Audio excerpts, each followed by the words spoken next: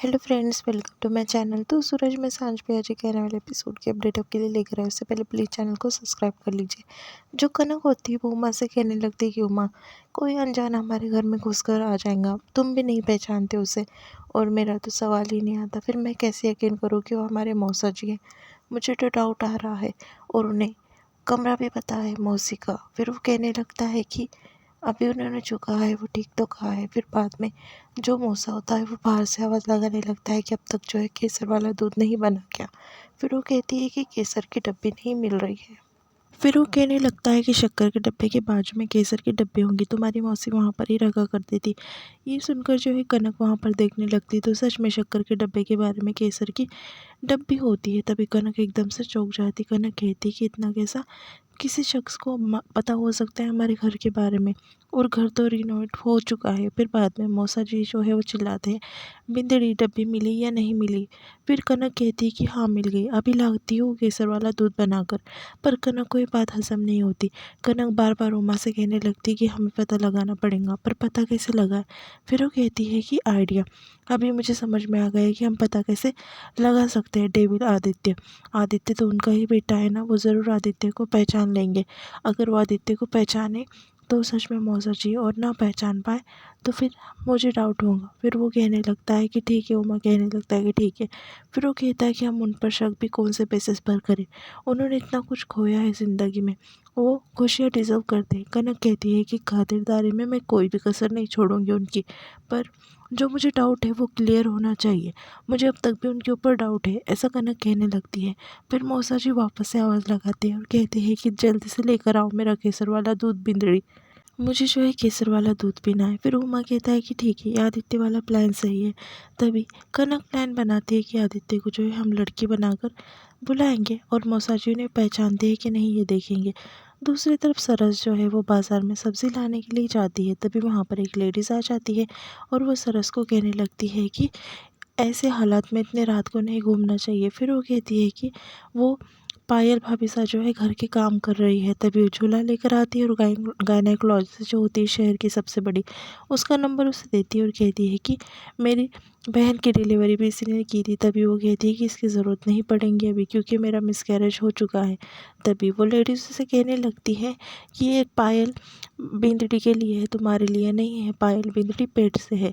सरस को ये बात पता चल जाती है। फिर वो कहती है कि ठीक है। बाद में सरस को एकदम बुरा लगता है कि इतनी बड़ी बात जो है पायल ने उससे क्यों छुपाई। दूसरी तरफ मौसा जो है दूध पी लेते हैं केसर वाला और कहते हैं कि वाह, बहुत अच्छा दूध बनाया बिंदड़ी सच में।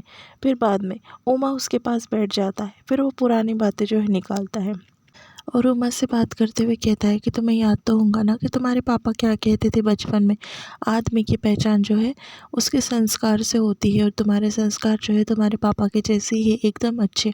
तभी उमा कहता है कि हाँ, मुझे सब कुछ याद है। बाद में सब पुराने वाली बातें जो है हिस्ट्री वो सब जो है उससे बोलने लगता है कि कैसा क्या। फिर बाद में सब बात जो है वो सुन लेती है कनक।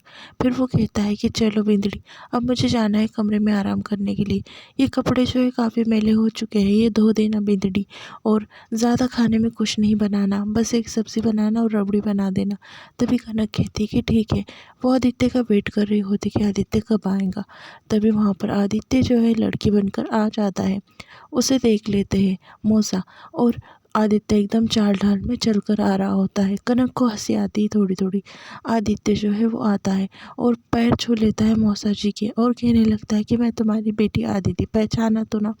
फिर मौसा जी कहते हैं कि हाँ बेटी, तुम्हें कैसे नहीं पहचान सकूँ। फिर एकदम से ज़ोर से उसे लात मार कर ढकल देते हैं और कहते हैं कि शर्म ना आती तुझे, अच्छा खासा लड़का होकर लड़की के कपड़े पहनकर घूमता है।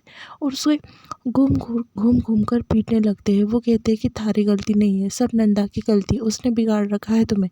अभी तुम्हें मैं मज़ा चखाता हूँ, सीधा कर देता हूँ। फिर बाद में ओमा जो है वो कनक के पास आता है और कनक से कहने लगता है कि कनक, अभी भी कोई डाउट है कि तुम्हें, देखो कैसा पीट रही है उसे। तभी कनक जो है वो सोच में गिर जाती है। दूसरी तरफ भाभो जो है केसर वाला दूध बनाती है और उसमें ढेर सारे बादाम डाल देती है और पायल बिंदड़ी को कहने लगती है कि बिंदड़ी, ये तारे बच्चे के गोरे रंग के लिए बहुत अच्छा होगा। उतने में पायल जो है दूध पीने लगती है। सरस वहाँ पर आती है। सरस जो है काफ़ी खुश होती है और कहती है कि पायल भाभी सा, मैं आपके लिए बहुत खुश हूँ। थोड़ा वो दुख था, मेरा दर्द था, वो दादा सा ने दूर कर दिया, और थोड़ा दुख था तो वो आपने दूर कर दिया। इतनी अच्छी खुशी सुना कर कि आप जो है माँ बनने वाली है। ये बात सुनकर मैं बहुत खुश हूँ और मेरे सारे दुख दर्द जो है मैं भूल चुकी हूँ। आज से आप कुछ भी काम नहीं करेंगे, सारे काम जो है घर के मैं संभाल लूँगी। ऐसा वो कहने लगती है और कहती है कि मैं आपके लिए बहुत खुश हूँ। कहिए ना, आपका मन क्या कह रहा है बना खाने के लिए, मैं आपको सब बना कर दूँगी। बताइए ना पायल भाभी सा। तभी पायल कहती कि दूर रहो मुझसे, और तुम्हारा साया भी नहीं पड़ने देना चाहती मैं अपने बच्चे के ऊपर। तुम्हारा मनुष्य साया है। ऐसा उसे कहती है और कहती है कि कुछ करना चाहती हो ना मेरे लिए, बस मुझसे दूर रहो सरस, ऐसा कहती है और वहाँ से गुस्से से चले जाती है। सरस का दिल एकदम से टूट जाता है और उसे काफ़ी बुरा लगता है। पायल के ऐसे बर्ताव से, पहले ही सरस उसका बच्चा खो चुकी है और पायल का ऊपर से ऐसा बर्ताव उसके साथ में। दूसरी तरफ आदित्य जो है वो लेटा होता है और उमा जो है उसका सेक रहा होता है उसको बर्फ़ से, क्योंकि उसके पापा उसकी काफ़ी पिटाई करते हैं क्योंकि वो लड़की बनकर जो उनके सामने जाता है।